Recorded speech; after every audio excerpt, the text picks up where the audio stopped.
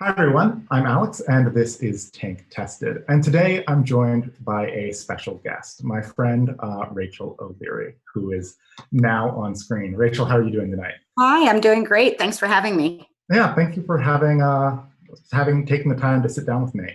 So sorry for everyone that we're a few minutes late. I had some technical issues, but I think they're all worked through now. So I wanted to have you on the show because, I've been to your fish room in the past. It's one of my favorite places to visit. Oh, Um, thank you.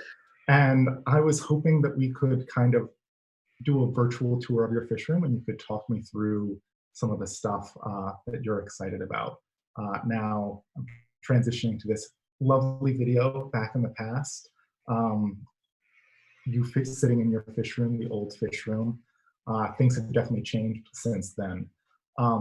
But couldn't you give us a little introduction for anyone that somehow is watching this and doesn't know who you are? Who are you and what's the story of your fish room?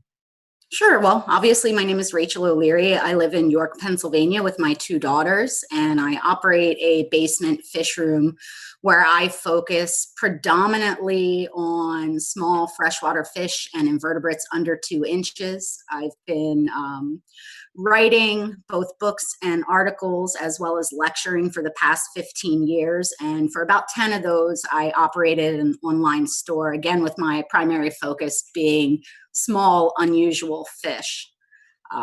So I'm a massive nerd and super focused, but I tend to keep all of my very small fish in more normal sized aquariums. So it's a bit of a different outlook on fish keeping. Yeah, and I've definitely taken my inspiration from you on that front. I don't think I ever really took or kept really big fish. I think the biggest fish I ever kept were discus fish. But after meeting you and seeing your fish room, I definitely transitioned down into smaller and smaller fish because it just feels like you get more behavior out of the fish because they've got more spaces to go. They can build out their own territories. That's at least my perspective. Why do you go with bigger tanks than smaller fish? I think that you get a more predictable behavior out of a smaller fish. And one of the things that I've spent a lot of time doing, most specifically in the past 10 years, is advising people who are building aquascapes on how to stock their aquariums with a fish that is going to behave in a responsive and visible way. And for me, the keeping small fish in a slightly larger aquarium means you can keep more of them and you can stock sort of in levels from loose geographic region. And when you take into consideration a lot of those natural behaviors and their involvement with their environment, you can have a really successful, active, engaging community aquarium that often isn't duplicable in a really small environment. Yeah. Now, when you are setting up a tank with a bunch of nano fish, do you think about adding some sort of fish that will encourage shoaling behavior in the fish, some sort of predatory species that will exhibit that behavior? Or is that not something you have to worry about? I don't really find that sort of like focal point fish is particularly necessary in order to get a tightly schooling behavior. For me, when I am preparing to set up an aquarium, what I think about first and foremost is what fish am I most interested in keeping? How can I set up the hardscape, the plants, and the parameters in order to suit the needs of that fish? And then what fish would complement that fish in order for you to have more natural behavior? For instance, rather than putting something like a cichlid or a dwarf cichlid in with smaller schooling fish, if you simply have larger numbers of each of the species that create layers within your aquarium, you can get the same schooling responses without some of the drama. That's not to say I don't like adding things that are more of your focal point fish. I just find them most often to be largely unnecessary. Yeah. Well, I want to thank Joey for stopping by and Hey, being Joey. way too generous, but thank you for saying hello. Um, I think Joey and you have very, very different fish rooms, and it's always fun when the two of you get to visit I each other's think fish rooms. Although I don't know, has he ever been to your fish room? not At least, yet, but maybe in the future. Here's the thing: Joey and I have very different fish rooms, but we have very similar philosophies. mhm. So I think while it's coming from opposite ends, we both have the same goals. So it's compatible, if different. Yeah. Yeah. I think it's very strange to see like his giant tank filled with a cardinal tetras, because that feels much more at home in your fish room. Not that I don't like it. It's a nice tank. But it definitely feels like, oh, that's like a Rachel tank that's snuck its way into Joey's fish room to some degree. Well, I think the thing is when you're like a true fish nerd, you don't limit your interests. Mm-hmm. And so you'll see a lot of diversity within anyone's fish room who really is passionate about what we do. Yeah. You know, so I mean, like for instance, I have a tank full of Polypterus and gar. That's not something you would think that you would see in my fish room. No, and it's one of the like thing. And it's like an exciting fish tank to see in your fish room, because everything else is so tiny that it kind of catches your eye. You also have definitely, even from when I shot this video back in 2018, pivoted more and more into having more and more planted tanks in your fish room. And frankly, they're more and more aquascaped. They're not how, when I first met you, it was much more like there are plants in there, but it's not a styled fish tank. Now they're very much aquascapes. Can you talk about that evolution? Yeah, I mean, I've been keeping aquariums since I was a little kid. And even back then, we used to go out to our local waterways and collect plants and include them into our aquariums. So for me, plants have always been a really natural addition to an aquarium. And if you actually look at the history of aquariums, I think it's back to the 1850s. People were writing and talking about how useful aquarium plants are for the health, well-being, vitality, and breeding of fish. At least in the United States. It was before that in other countries. So for a long time within my hobby, my focus was on getting in new species, discovering new species, learning about new species, writing articles, cleaning them up, figuring out how to breed them. And then, you know, in order to get new species, I would have to buy 600 to 1,000 of each type.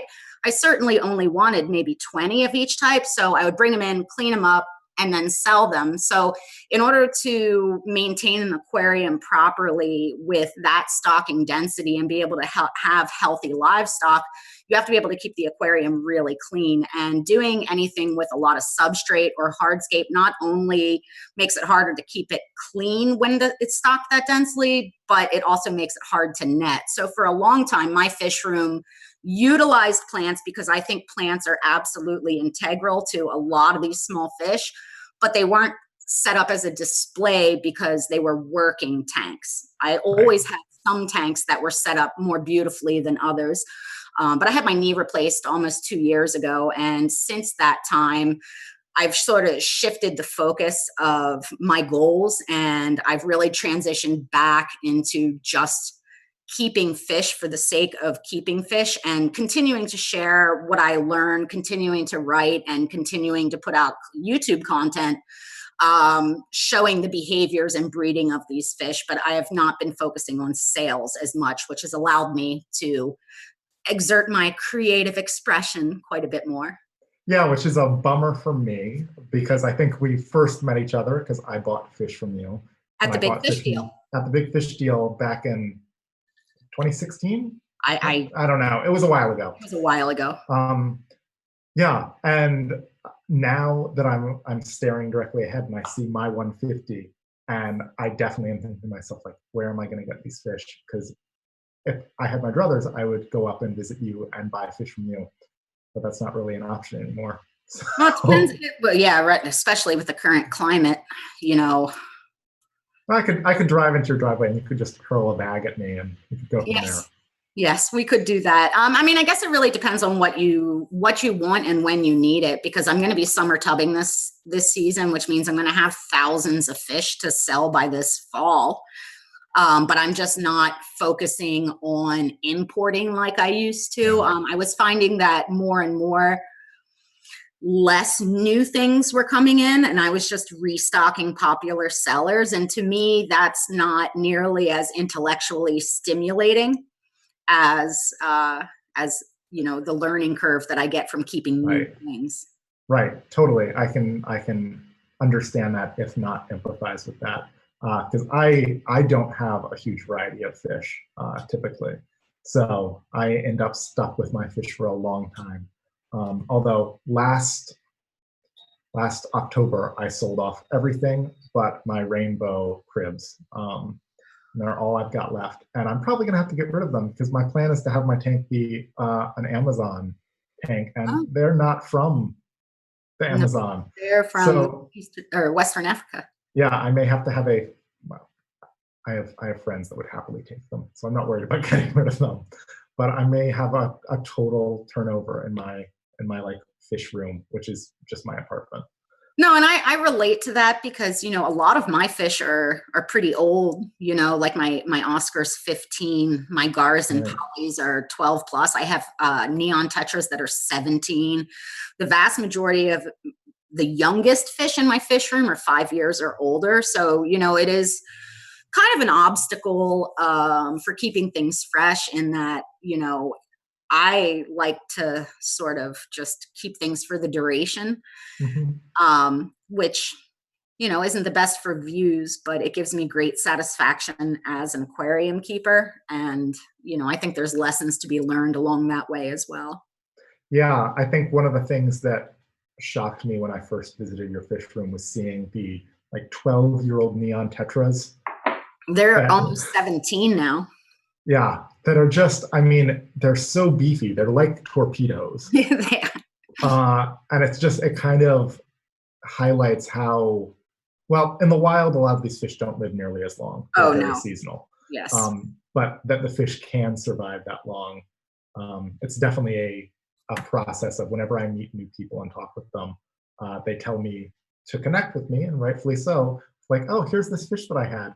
And I always take the bait and ask them how long it lived. And then always am like, yes, well, that fish should have lasted more than 3 months. Um, and it's always an awkward conversation. So I should probably stop doing that, but I can't help myself. Well, I mean, there's a lot of mileage in aquarium keeping that determines the longevity of the species, you know, and I truly believe in my academic brain and my heart of hearts that utilizing larger tanks with a bigger volume sets you up for more success because there's more stability in water parameters. You know, you're able to provide a more enriched environment. And I think it goes a long way for the longevity of our fish. I don't think there's anything wrong with nano aquariums. I think they're a very good marketing ploy to get people interested in the hobby. I just think that they're very difficult to maintain, sustain, and stock adequately. Yeah, I've definitely transitioned to basically if it has less than 10 gallons. I'm sorry, I'm having a cat moment. Oh, hello. My dog is staying with my parents right now, so I'm alone. Hopefully I'll get my dog back in the next few days, but she's been It's living at the my parents. screaming hour here for this one. So Oh if I don't no. pick her up, she's just going to scream in the background. Well, she's welcome to come on the stream. That's fine with me. Um, but yeah, I've transitioned to my tanks. If they're less than 10 gallons, I generally don't put fish in them. Or if I do, it's very, very lightly stocked, maybe like a betta or something like that. I mean, and shrimp are amazing in small Yeah. tanks if they're well mature.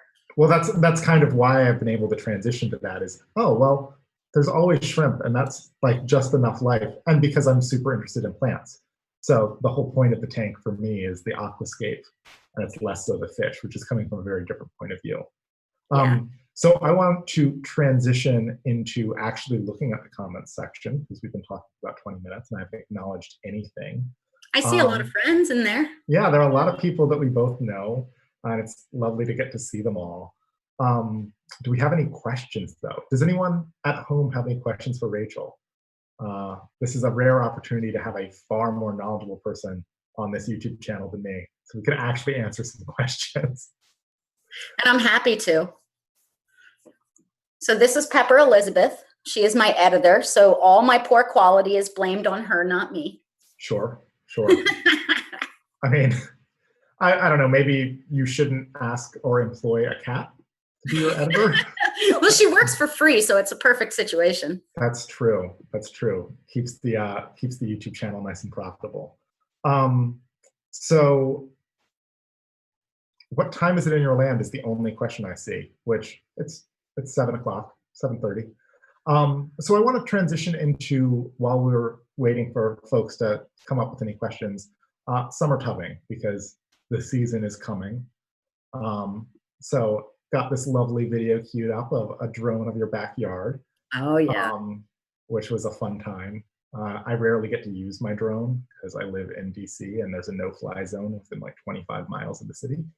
So getting to come up and visit you was a great opportunity to flail around with my drone for a little bit. But you've got a bunch of tubs, and then you also have the greenhouse. I have 2 tubs in my backyard. I don't have any fish right now, so I'm not sure what I'm going to use those for this summer. But what is your advice for people getting started with summer tubbing? I mean, I think it's so rewarding. It's such an easy and great way to provide enrichment to your outdoor living space that incorporates plants as well as our livestock. It's a really natural situation for breeding fish. Usually, it's like end of April now.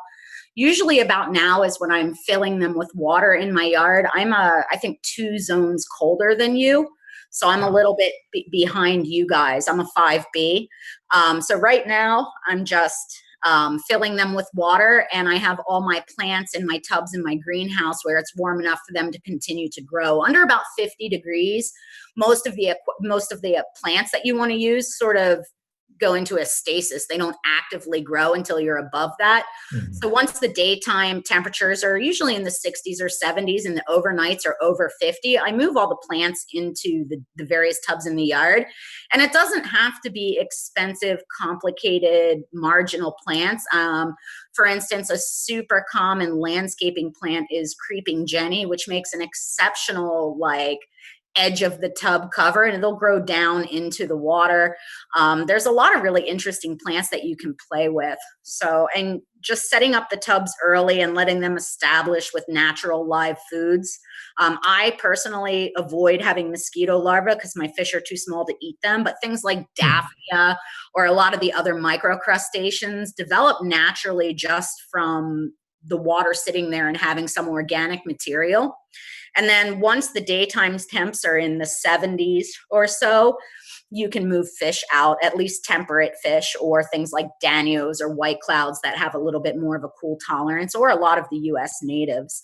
It can just be a super fun way to play with things. And I do a lot of stuff like building homemade waterfalls and putting plants into those, and the sound that you get and the enrichment that you get and the flowering that you get from those things are super rewarding, in addition to the fish spawn like crazy.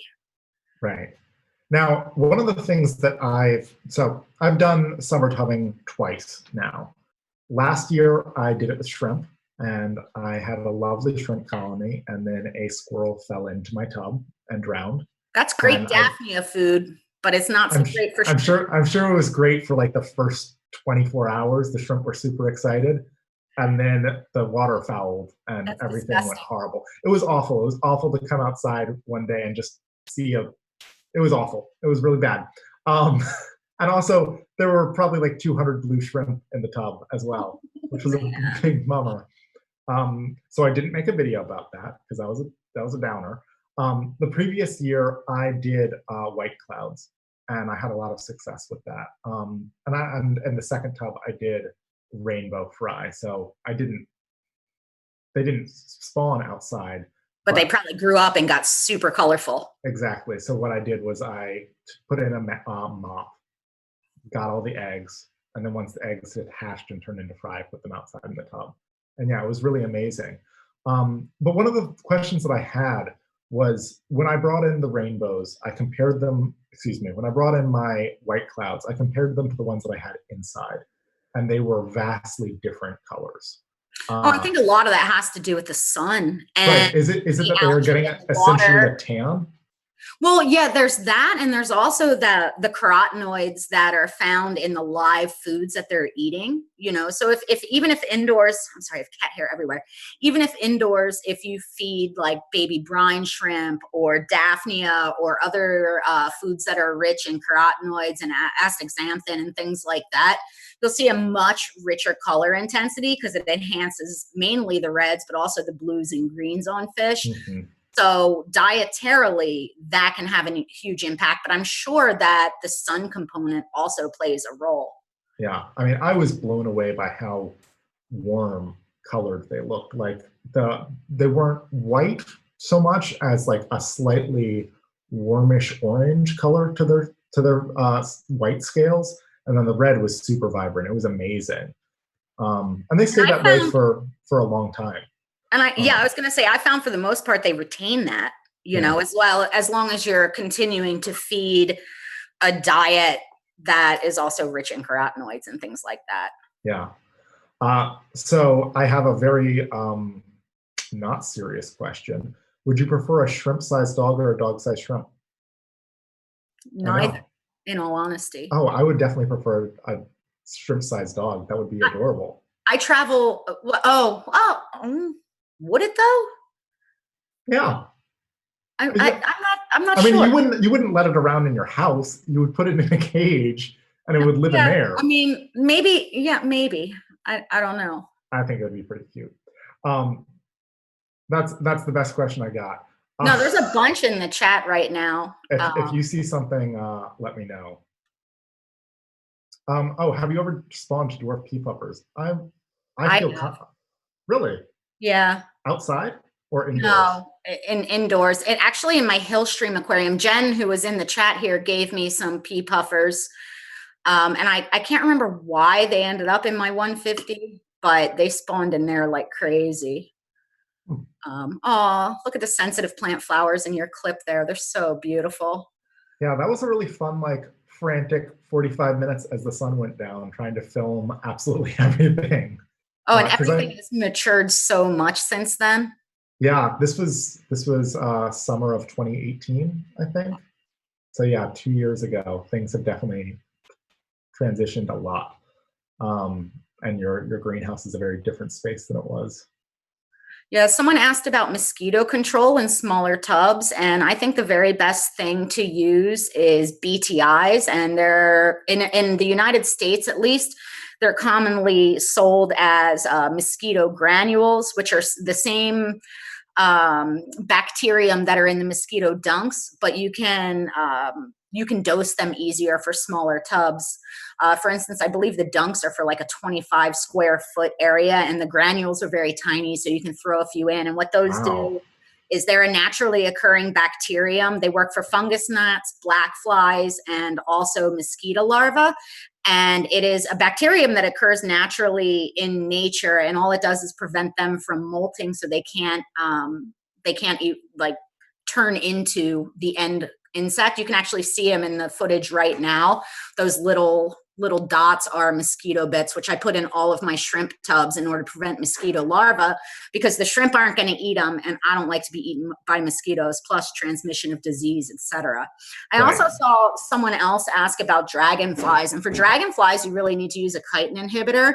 One thing that's really important to consider with that, though, is that if you're going to be using a chitin inhibitor, that also means that you can't keep shrimp or snails in that tub. So what a lot of people will do will be to add fine netting over the top of the tub so that the dragonflies can't lay their eggs in the water, because they lay their eggs at the surface of the water. Now, this can be a detriment if you're going to have a lot of emergent plant growth like you see in all my tubs in Alex's footage here. But if you set up, fine netting with tenting, you can still have a lot of that emergent growth and keep the dragonflies out. What I tend to do in my tubs is to do a sweep a few times a week and see how much larva I'm seeing to see what sort of issue it is. I find that the damselfly larva is much less problematic, but dragonflies will put a hurting on any small fish. Yeah, I definitely noticed suddenly I went from having dozens and dozens of fry to nothing in the pond. Well, and they'll even, I've seen where they've taken like chunks out of the back of adult white clouds or killed I think it was 2 years ago, we had some migratory dragonflies that came through the area that was atypical with some sort of weird climate pattern. And I had horrendous yields in tubs that for over 10 years, I've had massive yields. And I was pulling out, 15, 20 dragonfly larvae a day. And that year I did end up using a chitin inhibitor. But that's, again, a detriment because then you're killing off the live food supply. So you need to be able to supplement the tub with food at that time. Right. What I do, which I think works okay, is I use a net essentially. And I have some irises. So I have to like jam the net around that. And it's tight enough that I don't think dragonflies can get in, but if they wanted to, I'm sure they could get in. I think it's like a not persistent dragonfly couldn't get in. But well, I don't really know. Tried. I don't know. When dragonflies mate, they sort of hook together, so it has to be two that can fit together to lay the eggs. Right, and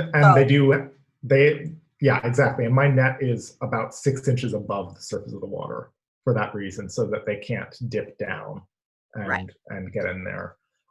So question, which I really like this question, is tubbing better in shade or in direct sunlight?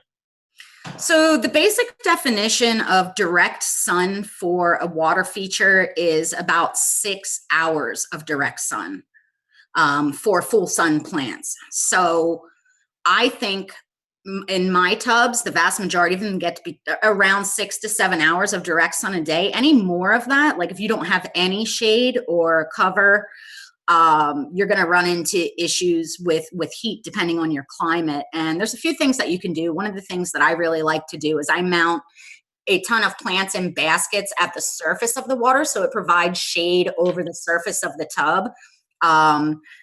It can be an obstacle, but with the way my house is oriented, as you see here, the way the tubs are oriented, as the sun travels across, they're in shade for the second half of the day. So they get their 6 hours of full sun. Up to 8 hours is generally okay, at least in my climate. Less than that, you're not going to get flowering. More than that, you may run into pretty big shifts of temperature. So you may need to add supplemental shade in some capacity. Yeah. I almost never get any flowering. I think my iris is a flower. They usually will flower one flower per year, and that's about it. And that's because I've got big oak trees all over the place. Yep. There's not much I can do about it. That's why I'm not too worried about sunlight getting in and wrecking my 150. Is I don't get that much sun except for my southern facing window. I get one window that gets sun. Everything else is in shade most of the time. And with tubbing as well, depending on what the plant is and how you have it potted, things like water lilies absolutely require supplemental fertilization. Mm-hmm. Otherwise, they're not going to send flowers. So with lilies, I fertilize every 4 weeks or so in order for them to be able to continue to produce flowers. But the marginals, the things like the irises, water mint, water lettuce, or water celery, a lot of the rushes, the taros, a lot of the things that I use in mine, I don't have to particularly supplement those at all. Yeah. I think I've done root tabs for the irises once in the 3 years that I've had them, which maybe that's not enough. I don't know. I don't supplement mine, but I tend to repot them every year because they grow so much. I need to split them. Right. Yeah, that makes sense. So what are the best hot water pond plants for tubbing? I don't know that I'm equipped to answer that, honestly. I would probably go on to a site like Texas Water Lilies, which is a really great company that will either do wholesale or retail, depending on your scale. And because they're in Texas, anything you buy from them that they're raising in their ponds would do well in hot water. Mm-hmm. For me, I tend to buy things that are being grown predominantly locally because I know that they're relatively adjusted to my climate, although I do supplement that in previous years, at least, with other orders from various companies, including that one. Cool. So I'm going to take a quick break to encourage everyone to like this video. I don't know why it matters, but apparently it does. And there are more of you watching than there are likes, so please fix that. So another question from EMC is, are there any snails that won't produce in a freshwater tank? And then there's an exclamation point and a question mark after that. So I guess it's a very important question. Nearite snails. Yeah. Mystery snails also, like, they have to produce their eggs and they have to be above the surface of the water, so you can control them if you wanted to, right? That's all apple snails. Or all apple snails, of which excuse me, yeah. there's quite a lot of species, but mystery snail or Pygmy diffusa are the only ones that are actually allowed for interstate transport and online sale. Right. So their breeding is pretty easy to control. But I kind of think of them as the mystery snails as sort of like the plecos of the snail world, because they get to about golf ball size and they produce quite a bit of waste. So any benefit that you're thinking of getting them in a utilitarian aspect is largely lost by their waste output. However, they are super fun, super adorable. I have one tattooed on my forearm and I think they're great. Yeah, I actually had a strange like coincidence where you posted a video about breeding or cultivating apple snails and their eggs and everything. And then I was down for a shoot in Florida and was in a swamp and was wandering through filming someone going through the swamp. And what did I see? I saw the little pink snail eggs on the tree. Interestingly enough, or maybe only to me because I'm a massive nerd, is that the biggest problem in Florida is that you see a lot of invasive apple snail eggs. So the bright pink ones are generally Pygmy canaliculata, which are out competing the native Florida apple. And it's almost never the mystery snail eggs that you see. It's the cannas, because they can produce, I think it's up to 600 eggs within each one of those clutches. They're super fast to hit maturity, and they also eat a lot of plants. Whereas the more native Florida apple is a bit less destructive. They're smaller, they're slower to reproduce, and the mystery snail is plant safe. Interesting. Nerd facts. What if they're plant safe? What do they eat? I've never kept mysteries. So they eat decaying plant matter, and what's really interesting about them, in my mind, is that they have a really inefficient digestive tract. So you can feed them just like normal fish food. You can feed them blanched veggies. They'll eat like your plants that are dying. I mean, they're very easy to supplement. They'll eat basically anything, but they don't eat healthy plant matter. But as they eat and process this food, because their digestive tract is so inefficient, and because they poop so much, the partially digested food gets stuck into the slime that they produce as they travel, and it produces things like paramecium. And if you look back into old aquarium studies, you'll see all these articles about paramecium snails, and it's mystery snails, and they're really useful in breeding tanks because that paramecium and those microorganisms that they produce are exceptionally useful as fry food. So Jen Williams has a directive for me, which I think is a great one. Can you talk about the color forms you were working with? I think that's how you originally got into this hobby. Yeah, I'm not working with any right now, honestly. But that was your origin story into this hobby, was it not? Yeah, so in 2003, I bought an ivory snail and a green or a jade and a blue snail, and went from keeping those and starting to breed them and using dial-up internet to look online to learn that there were all these different striped patterns that were available, and there were pinks and purples and whatever. So I quickly expanded my collection of tanks as a super nerd and started doing research on the combinations that you could use based on wild genetics in order to isolate out these recessive color traits, and then doing line breeding basically to bring them out. So it was a super fun project for a really long time, but now they're so commonly available in those color forms. You know, I keep them frequently, but not consistently because, you know. Yeah. So let's see, someone asked a question, which I know the answer to, but I will ask it anyway. Do you have a college degree in plants or fish in some form? No, I have a master's of art therapy and a minor in psychology as well as sculpture. And then I was a professionally trained veterinary technician And I also grew up on a farm where we raised all of our own food, and I was heavily involved in Pony Club and 4-H, of which there's a very strong academic component. So I've just always been really interested in process and science. Yeah, I just recently learned what 4-H was. Very exciting. Not a thing that we have in DC, I don't think. Yeah, well, I grew up on a big farm where we raised I went to my first grocery store in 1996, I think. Oh Well, my not gosh. one, but consistently for the first time in 96.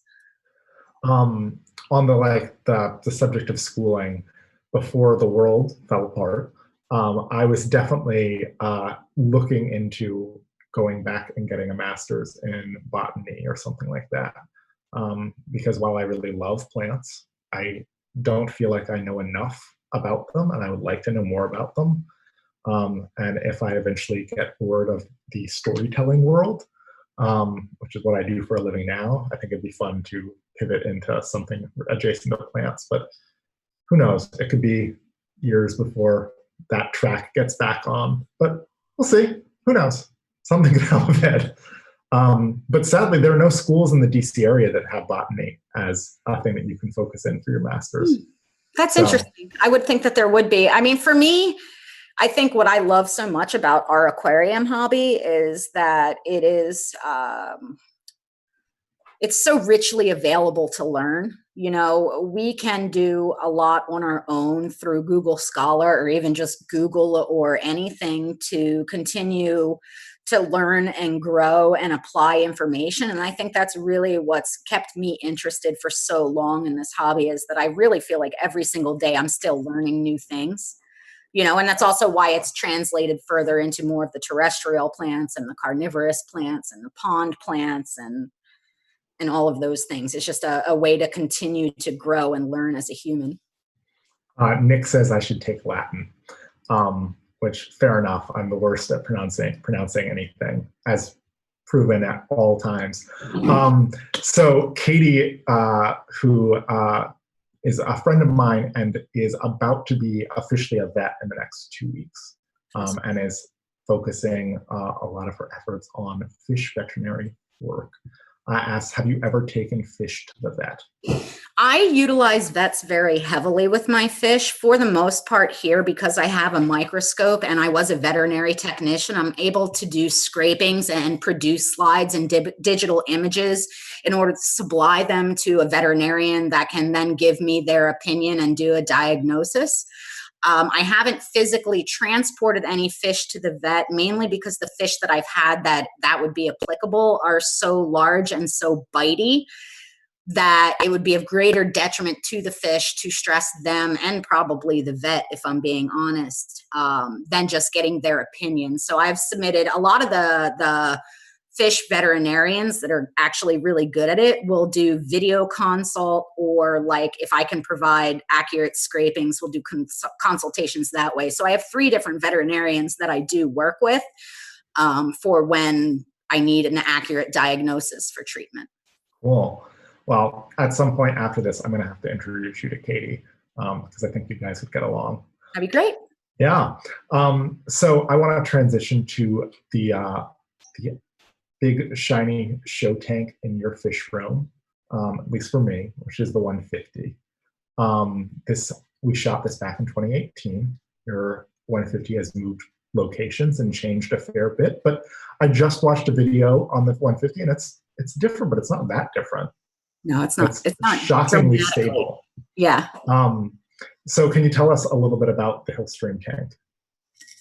It was the very first build on my aquarium channel, which it's 4.5 years old now. And the entire concept for this aquarium was it's a modified Hillstream, meaning rather than utilizing the typical PVC lattice and power heads, I bored out an FX6, utilized a corner Matten filter, and upgraded the tubing in order to have a really high turnover rate and a very strong current. And it's stocked entirely with fish that are found in areas of pretty extreme current, but are all relatively small. Now, I do have some US natives in there that sort of break the ability for me to call it an Asian hill stream, which is what it was originally intended to be. But they have very similar requirements. A lot of the shiners and stuff like that come from really fast moving streams with jumbles of rock.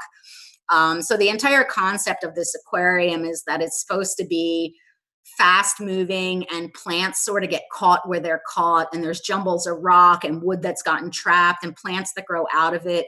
And it's all meant to be sort of a beautiful example of the chaos of nature. And what's really fun about this aquarium is that from the design, from the size of the substrate through the choice of the plants, it is all entirely to encourage natural breeding behavior in the species that I've selected, and it's working. Awesome. Now, when I see this tank, the thing that it reminds me of, and to your credit, reminds me of, are the streams that I snorkel in whenever I get the chance. I know that I've talked with you about that before in some capacity, but I don't remember. Have you gone snorkeling in the local streams in the Pennsylvania area? They're not really deep enough here to bother snorkeling, but I explore them quite extensively. I strongly recommend trying to snorkel anyway. One of my favorite things is there's a stream that's maybe a half mile away from me, and it's maybe 8 inches deep. So it's just deep enough that I can stick my face in and look around, and it's such a cool experience. There's so many shiners. You get to, like, the best thing is to show up and just watch the shiners show off to each other, trying to entice each other to mate. And it's just so cool to see in the wild. No, I mean, even in the aquarium, because since I heat the room, there's a seasonal shift down there, and you'll see the rainbow shiners, the flagfin shiners, as well as the yellowfin shiners switch on into their breeding dress, and they'll go from being a silver fish to a solid red fish with yellow fins, or a solid from a gray fish to almost a purple fish, or from a gray fish to one that has, fluorescent yellow. It's really, really fun and exceptionally rewarding to play around with fish that have seasonal triggers or oxygen level triggers and things like that. It's really exciting. Yeah, can you talk a little bit more about that? Specifically, shiners are definitely such a beautiful fish when they're in their mating garb. When they're not, they're kind of boring looking to some degree. But how do you, obviously you keep fish for a long time, so you're used to like the long cycle of this, but how would you make the case for people to keep a fish that's pretty for a chunk of the year and then kind of drab for the rest of the year? It's actually pretty easy to sort of force the behavior by altering your water change schedule or your water change temperature. They're also a great proponent for being able to move out should you have space in your yard for a tub. You can move them out in spring and then move them back in the fall, and they'll still be in breeding dress then. There are some fish that I find way more suitable than others. In particular, I find the Notropsis to be especially well suited for keeping indoors because they're easy to feed, they're easy to trigger into that breeding dress, and they're really, really beautiful. Some other species that are not from as quite as broad of a range can be a bit trickier and less rewarding. For instance, most of the species that are found in Pennsylvania have such a short breeding season that they're really not super fun to keep inside. They only look nice for a couple weeks, and then you're just like slaving over live food, and it's not as much fun. Pygmy sunfish, a lot of the stuff that you'll find from Tennessee through Florida is super fun to keep in a fish room or in an aquarium. Yeah, I think the shiners that I've experienced with, generally it's May to June is when the streams are really, really pretty. And then it's almost like they disappear because they just— it's after the spring. It's when they have that cold snap in the spring and it starts to warm up and all the microcrustaceans are blooming and growing and they go into spawning mode. Yeah. I just will always wax poet about how much I love snorkeling in streams and encourage absolutely everyone at home to go stick your face in a local stream with a mask on. There's a lot of cool plants too. So I don't see many plants in my area. There are definitely lots of really cool plants, but in the streams that are convenient to me, it's all just rock rubble and frankly a lot of pollution. But it's still just such a magical experience. Ted's Fish Room, Ted, said, you need to go to Missouri. We can all travel again. I'll meet you there and do some fish watching. So Ted will actually be on the stream this time next week. We'll be talking to him. Yeah. I honestly, legitimately, going and snorkeling in local streams has become a highlight. I have invitations to a lot of different places around the country of just, let's go snorkeling in a random place in Seattle. Oh, Seattle's fun. Yeah, I actually got the chance this past, gosh, I guess it was February. February I was out in Seattle, and I got a chance to get a behind the scenes tour of the Seattle Aquarium, and it was amazing. It was such a cool experience, and getting to hear like the hopes and aspirations for doing more freshwater stuff, which I don't know if they'll actually do it, but I talked with individuals that are like, I just want us to have this like beautiful, type of fish room that's the local fish, because people don't realize what's in their local streams. Well, I must interrupt you, though, to mention that there's a lot of legality involved with U.S. natives. So it's not as simple as like just going out and collecting what you want from your native streams. One should be very, very careful to look into the legality. You can certainly go out and observe, appreciate, photograph, and enjoy them. But many of the places you're not allowed to take things home without some sort of permit. And in a lot of places, an academic permit. So make sure that if people are interested in doing that, they really look into the legality for local collection, because there are a bunch of like aquaculture suppliers that have the permits in place that can ship to you without you running into potentially getting in trouble, fines. Right. No, and I would generally never advocate for people collecting stuff out of the wild. Without going through all the general correct procedures, but I always advocate for sticking your face in the stream. That's one of my favorite things. It also like highlights the world that the fish are used to, and what they like, and you get to see like, oh man, these fish are living in really, really high flow areas. Like all of them are, and that's, I guess, the real power of the 150 hill stream that you've got, is that it's trying to get up to the flow rate that these streams are, which I'm sure it's still not anywhere close to what the actual flow rate in the wild is. No, because they're in waterfall environments. Right. But one thing that I would like to mention is that this philosophy of learning about our local waterways translates to any of the aquarium fish that we're keeping. And it's really easy if you look on like ecotourism sites, or look at any of the data, the histograms of the temperature ranges and stuff. If you know roughly where the fish you're interested in keeping are coming from, it's not that difficult to do some poking around on the internet and find out sort of like the seasonal shifts, the rainy season, like what the waterways are actually like. Because most of the times, or a lot of the times, I should say, with the most popular aquarium fish, is they come from places that are really beautiful. So there's a lot of really useful information that you can find out there if you spend the time digging for it. Yeah. So one other thing that you've got going on in this tank is you have your inflow and outflow on opposite sides of the tank, right? Yes. Is that something that you advocate for other people to do? Because I mean, that's for a hill stream aquarium. When you want that sort of, this tank has flow across the top and also across the bottom, which is really important for these particular fish. So if you're trying to create a more stream-like environment, then absolutely. On average, maybe not, but even things like a lot of the Danios and stuff will really respond to that flow. You would certainly not want to overdrive it like I have that one. Yeah. It is kind of, you get to watch them dance in a way that they just don't dance when there's not as high current. Well, and I have like fan filter shrimp in there that hang out and are fan filtering, and all these gobies and loaches, and as well as the schooling fish. And it's a very rewarding aquarium. I'm still not done stocking it, and I don't know that I ever will be, because that's a big tank for little fish, but man, is it fun. Yeah. I mean, so my 150 that Custom Aquarium sent me back in October, right? and it's still not set up. It's still kind of in a weird gray Well, you're zone. acting like there's a global pandemic or something. Well, that, if only I could pin it all on that, and that it wasn't me just looking at me like, this tank is so big. It's so big. What do I do with it? Because that was kind of my initial reaction. Oh my gosh, to escape this thing, it's going to cost me thousands and thousands of dollars. Oh no.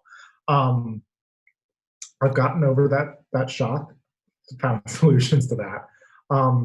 But for me, I want to also do nano fish, and I want to focus on Amazona or Amazonian fish. Knowing that, what type of fish would you recommend for stocking? I would encourage you to investigate what your overall goals for the aquarium are. Do you want a beautiful aquascape? Yeah, If so that's like the top thing is I want an aquascape. Obviously, this fish tank is 6 feet off the ground, so it's not going to be an aquascape that requires heavy maintenance, because that will kill me, and I just won't do it. And well, then therein lies the rub for aquascaping in general, because the vast majority of the more interesting or intricate aquascapes are a bit more labor intensive in order to maintain properly, just because that the intricate use of a lot of the hardscape can make it difficult to filter them in a way where the filter can do all the work for you. Right. So therein lies the rub, you know. So I guess what I would do is identify your goals. Do you say you want it to be beautiful? Do you want it to be low tech or high tech, and start there? What sort of hardscape do you want to use? What are your goals for the plants? And then once you've established sort of that overall concept for your aquarium, then you can look into it and see in what layers would fish really respond to that. So most of the time when I deal with clients who are working with aquascapes, they send me a picture of their finished aquascape, and I can look at it and see the flow and get video of it running and say, hey, I really think this fish would respond to this level. I think this fish would interact with this particular part of decor. A good example of this is my 75-gallon nano that I put a video out of today. And that one, I mean, it's only a 75, but it's stocked with pencilfish, it's stocked with tetras, it has cories, it has otos, and it has dwarf cichlids. And there is not a spot in that aquarium that doesn't have active engagement that plays off the engagement in every other level. So Right. it's about sort of coming up with that total picture. Totally. Yeah, and I think generally what I'm building towards is I am largely going to be using Malaysian driftwood and then elephant stone or elephant skin stone. I am hoping to have mainly epiphyte plants, but that's proven to be challenging given supply chains right now. So we'll see what goes from there, and that I'm not willing to use wild collected boosts. So that poses some restrictions on that. But Jen actually commented, is this for a contest or is this a long-term scape? And this is certainly something that I would want it to be up and running for, 18 months, but without switching it over. Which so is well longer than most of the typical competition.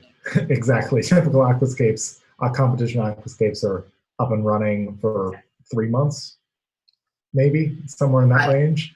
Well, you do all the grow out, and then you add the livestock for the picture, and then you break it down and start over. Exactly. It's a lot of work. I don't want to be trimming everything endlessly. But yeah, so that's what I'm thinking. I mean, in terms of fish, like I don't want to go anything larger than angel. Well, I don't want angelfish. I don't want fish that size. I'm not a big fan of angelfish in general. Me neither. For whatever reason, they just don't resonate with me. Pencilfish also don't resonate with me, and I don't know why. Stop it now. Yeah. I've also never kept pencilfish because they just so don't resonate with me that I've never. But you've liked like the rice fish, and you've liked blue-eyed rainbows, and pencilfish behave very similarly. They're just from South America. And I know. But it's not their behavior. It's like for some reason their body shape just doesn't do it for me, and that sounds crazy. They're just not my Well, type, Rachel. Nanostomus means tube-mouthed, Yeah, which means they're great for keeping with other fish that are small because they're not of risk to the eggs or the fry. that's a strong case. Um, And maybe, the other thing to consider is that, you know, that since they're a fish that occupies more of the surface of the water, or yeah, the top third, they give a lot of security to the fish that fall below them, in that they don't think that there's predators overhead. So you'll get a lot better behavior. And this is sort of what I was talking about with the layering. So mhm, even if they're not your favorite thing, something like hatchets or pencilfish are really useful in a nano community, just because everybody kind of works together in these communities and they're all outgoing at the same time because they work together. right. Just They're each other's like what is it? Security blanket signifiers, kind of yeah. thing. Yeah, I mean it's a tough like hatchet fish are very cool. They You need a lid. well, I have a lid. Surface plants. Yeah, I have a lid on my tank. Um, Not necessarily for that reason, but because I don't Humidity in want an apartment. I don't want my whole apartment to just be mold. A reasonable goal. um, but yeah, I mean, maybe pencilfish is a possibility. It's a tough one because I'm not a big fan of hatchet fish. I'm not a big fan of pencilfish. What other surface fish do you got?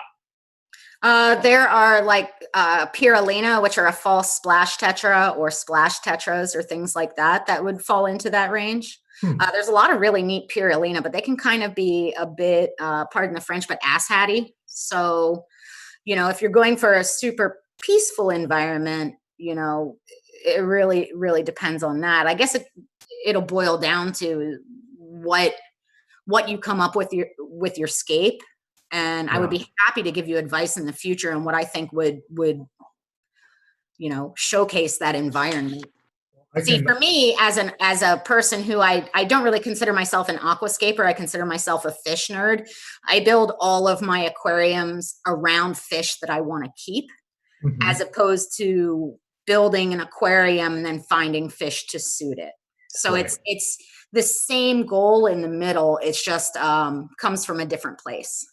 Totally, totally.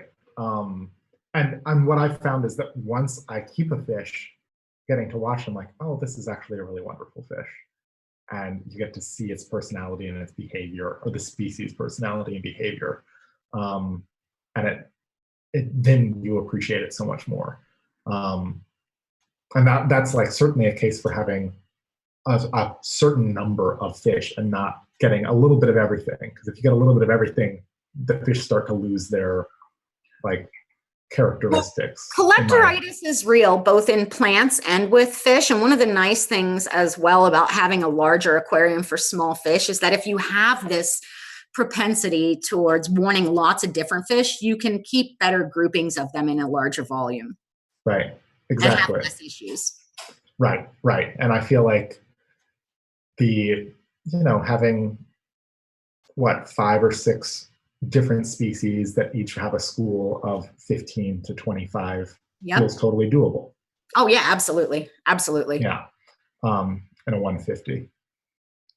It'll It's take going me to a be a fun year. tank. You just need to, I guess, start accumulating materials as you can, start playing around, you know, Yeah, fall in love with it.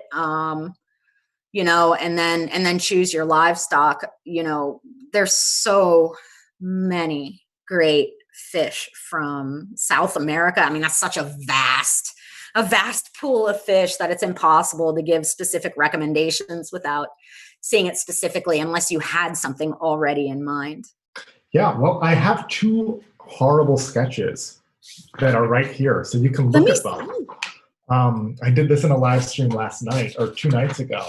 So I have this sketch, which let's see if I can point it at the Oh, so it's proper going to be camera. super densely planted, huh? So that is one option. Well, you know that I like plants. Oh, Plants of are course. the thing that I'm motivated by. And then this is another option. So a couple of islands, I think that I can finesse both of these and make them look a little bit better. But either way, what I'm thinking is I want to have a center island. The tank is 2 feet deep.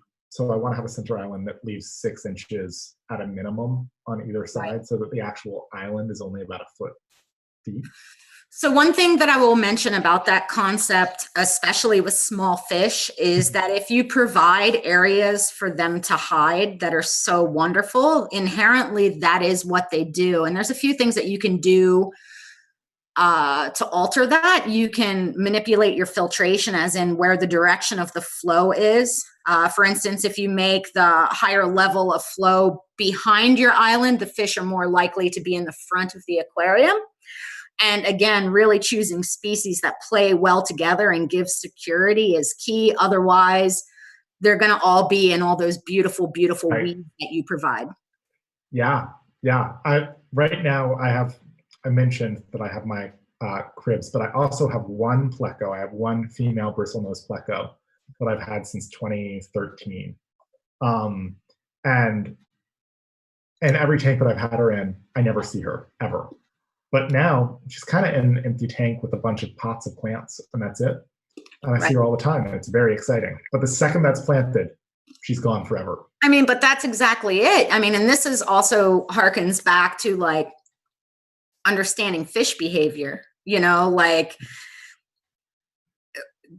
do they hide in the wild? Most likely they do, because they're low man on the totem pole as far as the food chain goes, you know. Exactly. So if you move the options, they're going to be more visible, but does that stress potentially impact their longevity? Is there a reason that small fish kept in bare tanks, you know, live less time than ones in, you know, more lush tanks? So again, it boils down to your goals. And I think that there is an achievable balance between visibility and satisfaction that is not hard to achieve with a bit of thought and focus. Yeah. So I want to give everyone an opportunity to ask you any last questions before we wrap up. Awesome. So I will keep picking your brain on fish for another like 2 or 3 minutes, and then if folks watching, if you have any questions, please leave them so that Rachel can bestow her wisdom upon us. So Alex, I would encourage you to potentially consider dwarf cichlids, you know, Epistoramas. I've never kept them ever, actually. Man, here's the thing. Like, they're super sassy. They're super visible. Yeah. They're very breedable. And in the 150, you could probably keep, you know, several. And what's really fun about them is their parenting, because they parent up to a certain point, and they're just really rewarding. And in the 150, they would act as that fish that we mentioned earlier, right. that is a bit more of the aggressor, but not so much that they necessarily kill other fish, but that they make people move. And it would help with the activity levels in that aquarium. Yeah, that's kind of what I was thinking as well. I mean, I'm coming to terms with, well, my rainbows are actually right now, they're spawning, which is nice. They haven't done that since they've been in this tank. But I'm coming to terms with the idea of letting them go and having them go somewhere else. But Apistos are a very similar size and shape and would kind of fit that exact same mold. But they hang out more, I mean, at least in my experience. Ted's in here too, and he's more experienced with Apistos than me, probably. I think I've only bred like 20 species. A lot of them inhabit, for the most part, not exclusively, but the lower quadrant. So it really opens up your schooling fish in the top half of the tank. I have had mixed results with keeping them with things like cories. I've seen in several instances them pluck the eyeballs out of cories during spawning, though I find Westies to be worse than that. Though they leave a lot of the grazers alone. So, you know, it just seems like cories are so stupid they don't get out of the way. Yeah. But I mean, that doesn't mean you couldn't have odos or a lot of the cool hypoptomas or, you know, things like that are more interesting, and especially plecos too. I mean, there's such a diversity of really cool fish to choose from. This is going to be a super fun tank for you. Do you have a favorite cory? Because I adore cories. They're just such magical little doofy creatures. I go through phases. I had this one point in my fish room. I went through my Apisto phase where I was working with, I think, 25 species of Apisto. And then like I realized that people are cheap and they don't want to pay for what it takes to raise tank raised apistos. So I switched to catfish, and then I had like, I think it was like 82 species of catfish in the fish room. So I go through phases. So for me to pick a favorite, like, it's just impossible because I like so many different fish for so many different reasons. Some I like because of their color. Some I like because of their behavior. Some I like because they're easy to breed. Some I like because, you know, they're just more wiggly than others. Right now in my fish room, my favorite are my CW010, which are my orange laser cories, because they just pop and they're super wiggly and they're super cute and they're very versatile. Wiggly is a nice trait. Like, that to me feels like the reason to have cories is because they add that movement. Yes, exactly. You don't let your cats down in the fish room, right? I try not to, but my family's not as diligent as I. Yeah. Because my only experience with a cat was briefly, a cat lived in my apartment for a bit. And was just like so obsessed with the cories that I had. Didn't care about any of the other fish, but the cories, because they kind of look like mice skirting around the floor of the tank. Yeah, mine have never really bothered my aquariums, but I've also always had a fountain for my cats. So they have running water as part of their daily fun. So I think that really goes a long way if you're keeping cats in aquariums. Okay. Well, I plan on never keeping cats in aquariums. I'm not a cat person. You're missing out. Cats are the best. I like my dog, but clearly not enough to even have my dog in my house with me right now. So me and my dog are in great terms, but you know, she'll come home to a clean house soon enough. My parents have been walking my dog. It's been my way of, like, my own mental sanity of, now you have to stay 6 feet away from everyone because my dog is crazy and will jump on anyone that comes nearby. She's like way too overexcited. So as a result, I've given them my dog, and now they have no choice. No one can come near them. So that's been my mental sanity. But she's been with my parents for 5 weeks now, and it feels like I kind of need to take my dog home at some point. It's got to be sad. Yeah, she's so confused every time I visit. It's very sad. She's so excited to see me and then very sad when I leave. Okay, so I'm looking through, seeing if we have any specific comments to ask you. So I have a shrimp question for you. Can I breed Caradina with Neocaradina? What was the question? Can I breed Caradina with Neocaradina? No. Yeah, they're different genuses of shrimp. But you can keep them in the same tank as long as well, it's tough. You have to gear the parameters. You have to like slow walk it in, but you can get there eventually. Yep. Yeah. Is there any other questions? I don't know that there are any. Lots of people telling me how much they like apistos. So maybe that's a signal that I should look into actually getting them. Ugh. They're really great. I don't know why I'm so resistant to fish that I've never had. Because every time I get a new fish, I'm like, oh, this is a great fish. But I like the fish that I've had. I'll send you some footage of some of the apistos I've kept and see if it entices you. Okay. I would be interested in that. I'd be interested in that. One last question on that. So for my tank, I'm definitely going to have a problem with black water. Problem is a strong word. I'm going to have black water in the tank because there's a lot of fresh Malaysian driftwood. So it's going to be a year before or more before the water doesn't get dyed with tannins if I don't do water changes every few days. And that's how these fish exist in the wild. They live in black water. Is there an advantage to having black water versus not? Like, there are tons of advantages and absolutely nothing other than a potential aesthetic as a detriment.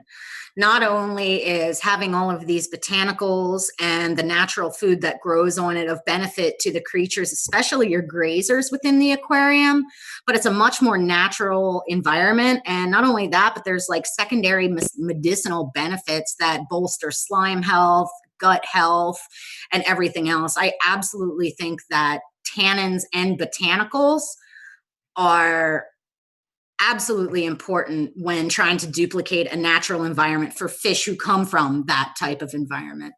I would encourage, in fact, I supplement those things. After my wood has stopped leaching tannins, I supplement it intentionally. Now, I do realize that a lot of people are not particularly fond of the tea-colored water or yellow-colored water, but I think that if you're an experienced fish keeper, you'll notice that the coloration of the fish, the vitality of the fish, the breeding behavior, and even the feeding strategy of the fish is amplified when they're kept in that more natural environment. Yeah. I mean, from a filmmaking point of view, having yellow water is tough. But personally, at home, it doesn't bother me that much. I think there's something very appealing about it. And especially when the light shines in through the window. It doesn't shine directly on the tank, but you can really feel the warmth of that water, which I find really lovely. And I saw Ted asked about how it affects plant growth. And the reality is you have to choose plants that are not light hogs. There's many, many, many things that I've evidenced all over my fish room that grow extremely well with tannins. It's about choice and goal. Yeah, and I mean, on the note of how much does the addition of the tannins in the water impact the light on the plants? I mean, water is already so good at absorbing light that I don't imagine that a lightly colored black water is going to knock that much more light off than the water column already will. I mean, the biggest problem in a black water tank that's 2 feet deep is going to be the fact that it's 2 feet deep, not that it's black water. Right. I agree. So I think one last question. What is your opinion on supplementing food with probiotics? That's from Katie again. I think it's kind of a fad right now, and that if the probiotics are on the outside of the food, they quickly get diluted into the aquarium. But I am far from an expert on manufacturing fish foods. I prefer instead to keep really clean water and feed the highest quality diet that I can instead of trying to cut corners or make things easier. And when you say the highest quality diet that you can, what do you feed your fish? I feed a lot of things. I feed a lot of frozen foods. What I try and do is look at the food and look at the ingredients lists, and anything that's in the first 5 ingredients should be actual things that fish would eat. So not peas? Well, not wheat, things like that. I mean, it's difficult because that's what makes food affordable as well. And it's not all bad. But especially if you're trying to condition a fish to breed or growing out fry, you want to make sure that the nutrition they're getting is usable. Plus, I find that a lot of those foods with more of the fillers tend to cloud your water more and dirty your filters more. You can feed less of something that's more expensive and of better quality. I know I said that I had only one. That was the last question. Ginger also asked, she has orange flash, triple red, and super red epistos. When they breed, I've mixed 2 questions together into a monstrosity. So when you're breeding different color morphs, can't they have fry with all the colors represented? Is that a thing?